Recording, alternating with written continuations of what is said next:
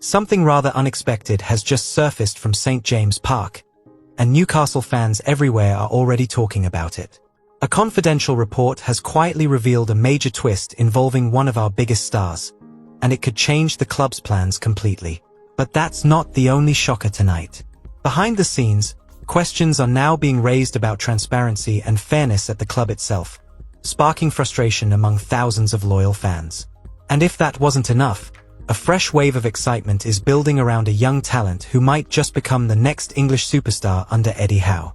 It's a day of mixed emotions, Magpies, tension, pride, and hope all rolled into one.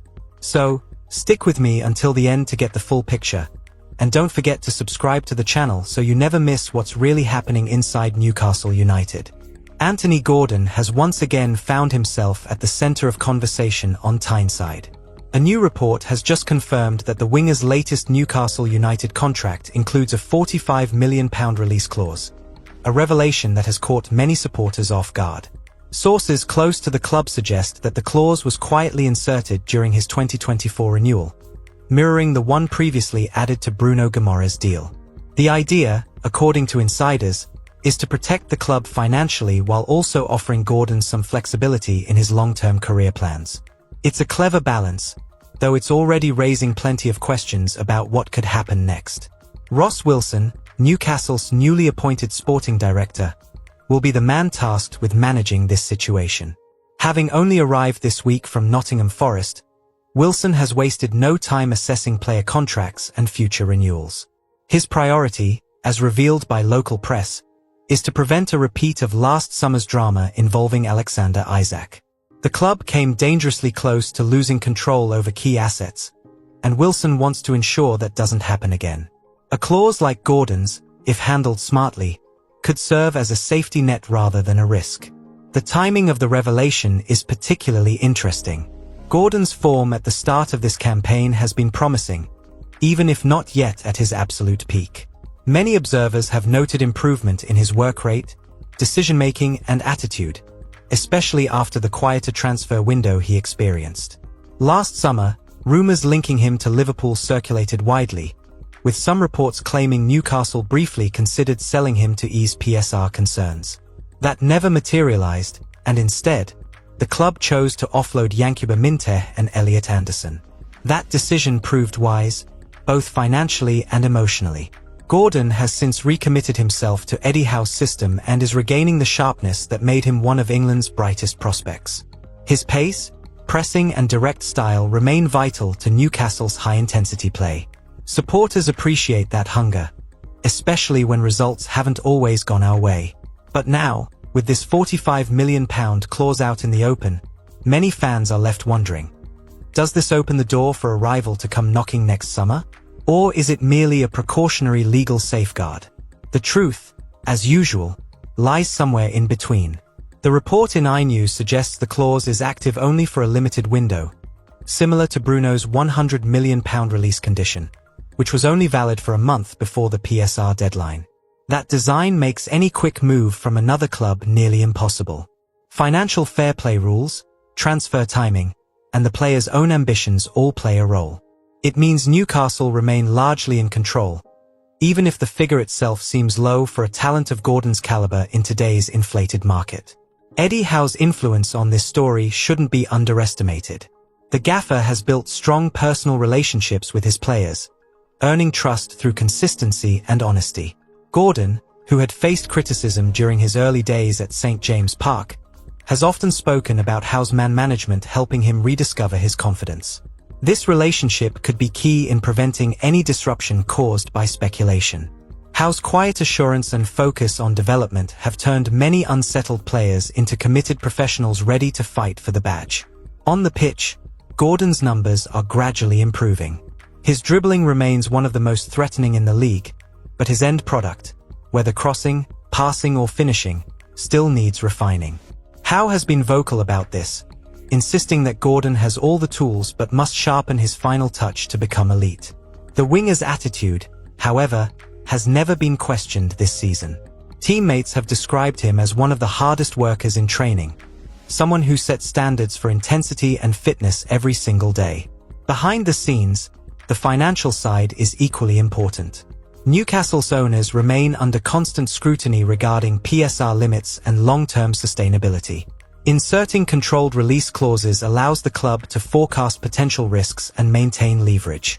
It's part of the new era under Ross Wilson, a more analytical, strategic approach to contracts. Gone are the days when Newcastle were reactionary in the market. This ownership wants structure, foresight, and mechanisms that protect the club both competitively and commercially. Gordon's deal is the perfect example of that philosophy in action. Of course, release clauses can be double-edged swords. They can reassure a player that is valued while signaling to other clubs what it might take to prize him away.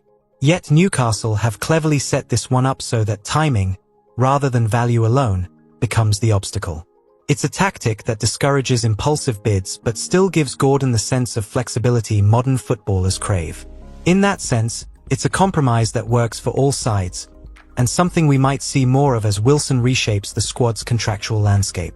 For supporters, though, the real focus remains on the football. They want to see Gordon thriving, scoring goals, and helping Newcastle push for Europe once again. If he continues to develop under Howe's guidance, the £45 million clause might soon look laughably low. The club's challenge now is to manage expectations while keeping its best players hungry and grounded. For Gordon, the message is simple. Keep improving, keep fighting, and let your football do the talking. Because, right now, Newcastle United still believe in him. Frustration is growing among Newcastle United supporters, and it has nothing to do with what's happening on the pitch. Instead, it's about tickets, or rather, the lack of them. Over the past few months, countless members have voiced their anger after failing to secure seats for home matches despite paying their yearly fees.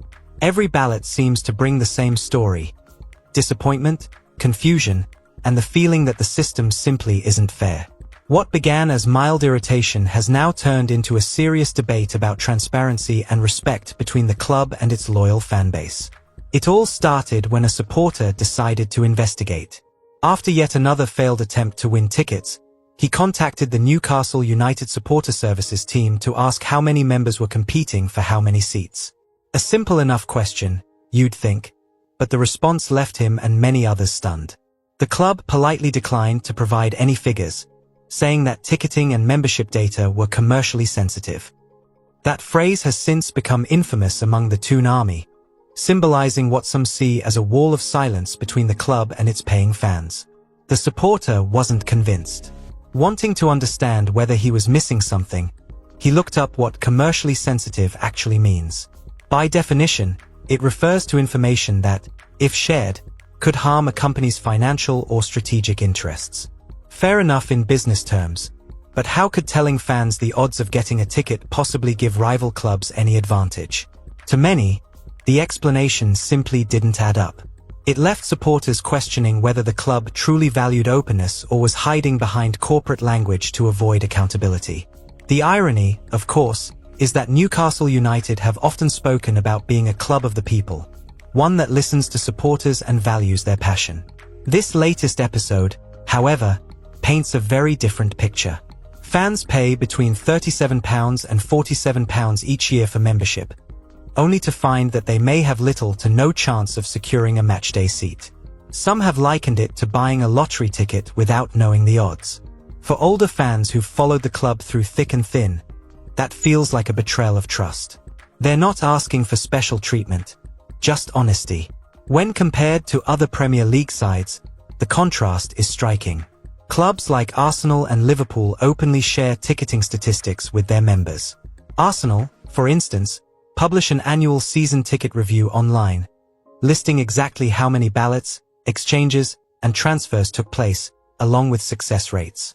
Liverpool, one of the most commercially savvy clubs in the world, even disclosed that their members had around a 5% success rate in last season's draws. It's not great news, but at least fans know where they stand. Transparency, not secrecy, is what builds trust. Meanwhile, Newcastle have offered no such clarity. The Newcastle United Supporters Trust, NUST, carried out their own independent survey, gathering responses from members across the country. Their findings suggested an average success rate of just 16.8%. The club quickly disputed that figure but still refused to publish its own data. One fan who entered all home ballots last season said his family of 6 achieved a success rate closer to 15%. This year, however, after 60 combined attempts, they've yet to win even once. Whether coincidence or not, the perception of unfairness is spreading fast. It's important to acknowledge the wider context here. Demand for Newcastle tickets has exploded since Eddie Howe's arrival and the club's return to European football. St. James Park simply cannot hold everyone who wants to be there.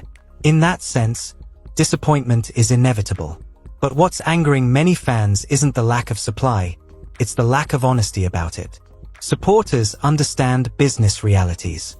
They know corporate clients, hospitality, and sponsors get priority. What they can't accept is being kept in the dark about their actual chances of attending a game they've paid to support. Some observers believe the issue comes down to communication. Under previous ownerships, fans were often left feeling ignored. The new regime, backed by the PIF, promised a fresh era of engagement and community connection.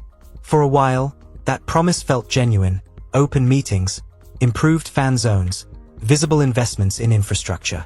But as the club grows commercially, supporters fear that fan dialogue is being replaced by marketing spin. Transparency is a word often used in statements but rarely demonstrated when questions get difficult. This ticketing saga is proving to be a test of how true those promises really were. Financially, there's no denying that the membership scheme is lucrative. Tens of thousands of fans paying around £40 each brings in millions annually with minimal costs. Some critics argue that this creates little incentive for change. After all, why adjust a system that's already profitable? But such short-term thinking could backfire. The passion of Newcastle fans isn't infinite. Loyalty thrives on respect. If the club continues to appear secretive or dismissive, that emotional bond could weaken. And no amount of corporate polish can replace the authenticity that makes Newcastle United unique. In the end, fans aren't demanding miracles, they're asking for fairness.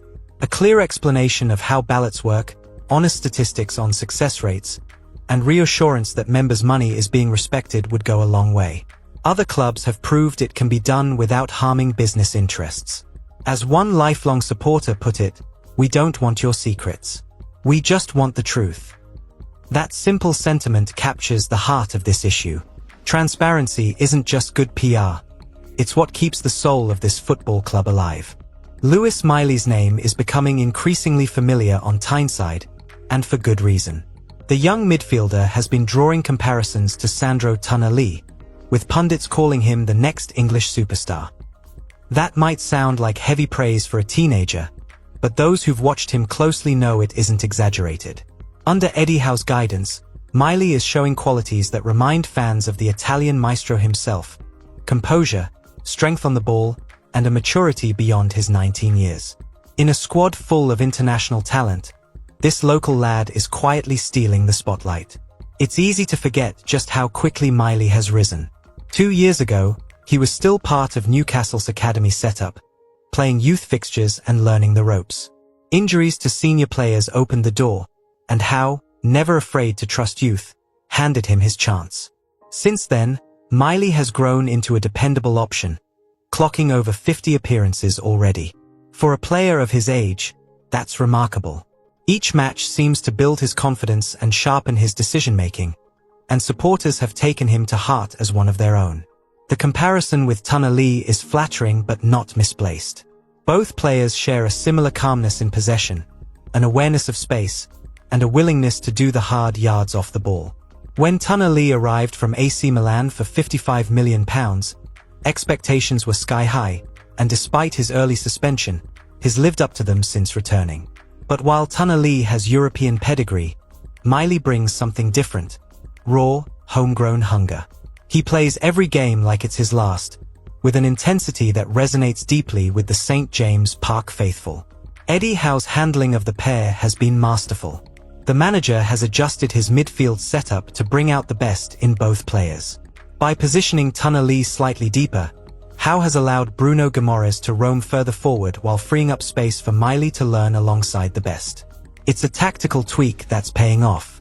Miley is learning how to control tempo, shield the defense, and make intelligent forward runs. Skills that could soon make him one of the Premier League's most complete midfielders. Yet, it hasn't all been smooth sailing.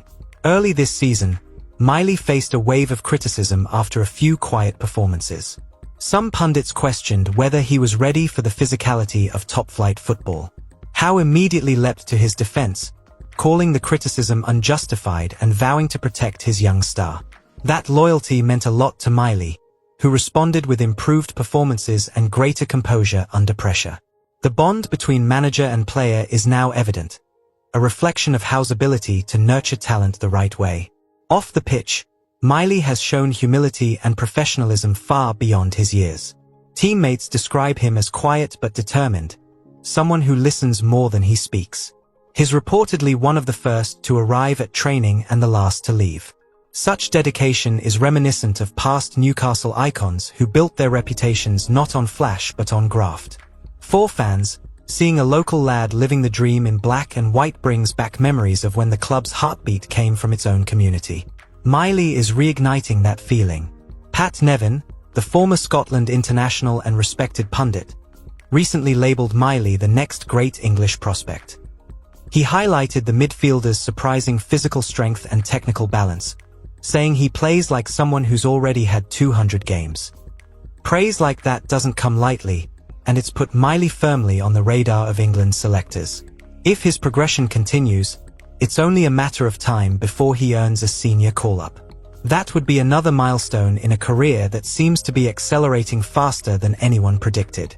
What makes Miley's story even more inspiring is the adversity he's faced. Injuries at key moments have tested his patience, yet he's always come back stronger. Howe's coaching staff believe that resilience will serve him well in the long term. Football can be ruthless, but the young midfielder appears mentally built for it. His ability to learn from setbacks and stay grounded is precisely what separates promising talents from true stars. And in the eyes of many at the club, he's already crossed that line. Some fans have wondered whether Newcastle even need to look elsewhere for midfield reinforcements if Miley continues to evolve. With Toon Army and Bruno guiding him, he's part of a spine that could define the next generation of the club. There's genuine excitement about what's coming. It's a reminder that Newcastle's revival under Eddie Howe isn't just about big spending. It's about building something lasting, blending experienced internationals with homegrown passion. Miley embodies that perfectly. So, while comparisons to Toon Army will continue, Lewis Miley is starting to carve his own identity. He might not yet have the polish or reputation of his Italian teammate, but the determination, courage, and technical flair are unmistakably there. As one fan said after the last home match, "He's one of us, and that makes it even better." Under Howe's mentorship, Miley's future looks incredibly bright. If he keeps progressing, Newcastle might not have just found the next Toon Army. They may have discovered something even better. Conclusion.